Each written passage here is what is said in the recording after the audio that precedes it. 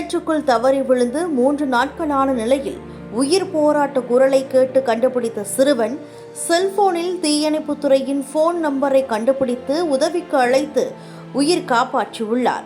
நாயின் உயிரை காப்பாற்றிய சிறுவனுக்கு பாராட்டுகள் குவிகின்றன. கடலூர் மாவட்டம் கம்மாபுரம் அடுத்த சிறுவர்பூர் கிராமத்தில் உள்ள தெருநாய் ஊருக்கு வெளியே உள்ள கிணற்று பகுதியில் சென்றுள்ளது. எதிர்பாராத விதமாக கால் தவறிய நாய் கிணற்றுக்குள் தவறி விழுந்து விட்டது.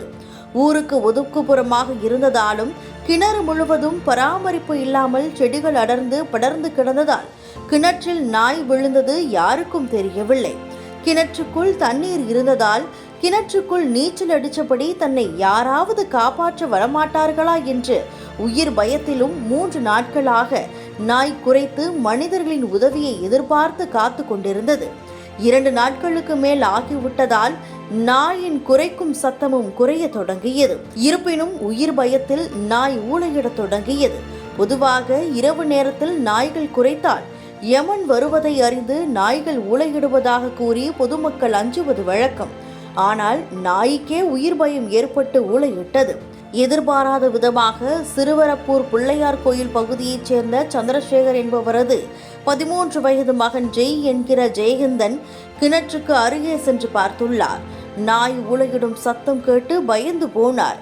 கிணற்றின் அருகே வந்து பார்த்தபோது நாயின் சத்தம் கிணற்றுக்குள் இருந்துதான் வருவது தெரிய வந்தது. ஆனால் ஆழமான கிணறு என்பதாலும் செடிகள் படர்ந்து கிடந்ததாலும் நாயை உடனே காப்பாற்ற முடியாமல் ஊருக்குள் சென்று நாய் கிணற்றுக்குள் விழுந்து விட்டதாக கூறினார். பொதுமக்களும் கடந்த 3 நாட்களாகவே நாய் குரைக்கும் சத்தமும் ஊளையிடும் சத்தமும் கேட்டது.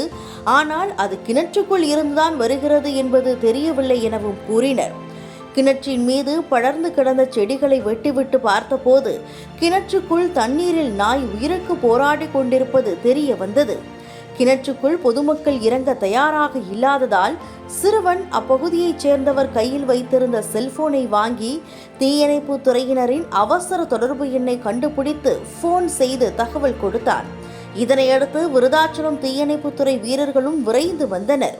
கிணற்றின் மீது படர்ந்து கிடந்த செடி கொடிகளை வெட்டி அப்புறப்படுத்தி கயிற்றை கட்டி கிணற்றுக்குள் இறங்கி உயிருக்கு போராடி கொண்டிருந்த நாயை காப்பாற்றி மேலே கொண்டு வந்தனர். உயிர் போவது உறுதி என்ற நிலையில் இருந்த நாயின் உயிரை சிறுவன் வடிவத்தில் வந்த கடவுள்தான் காப்பாற்றியுள்ளார் என சிறுவனை பாராட்டினர் தீயணைப்பு வீரர்களும் பொதுமக்களும். இதைப் போலவேதான் நம் அனைவர் வாழ்விலும் வாழ்க்கையே முடிந்துவிட்டது என்ற சூழ்நிலை வந்தாலும் கடைசி வரை நாம் போராடி வாழ்க்கையை வெற்றி பெற முயற்சிக்க வேண்டும். கடவுள் ஏதாவது ஒரு ரூபத்தில் வந்து கண்டிப்பாக நம்மை காப்பாற்றி விடுவார். நம்பிக்கையே வாழ்வின் ஆதாரம். நம்பிக்கை இழக்காமல் இருந்தால் எதையும் எதிலும் வெற்றி பெற்றுவிட முடியும்.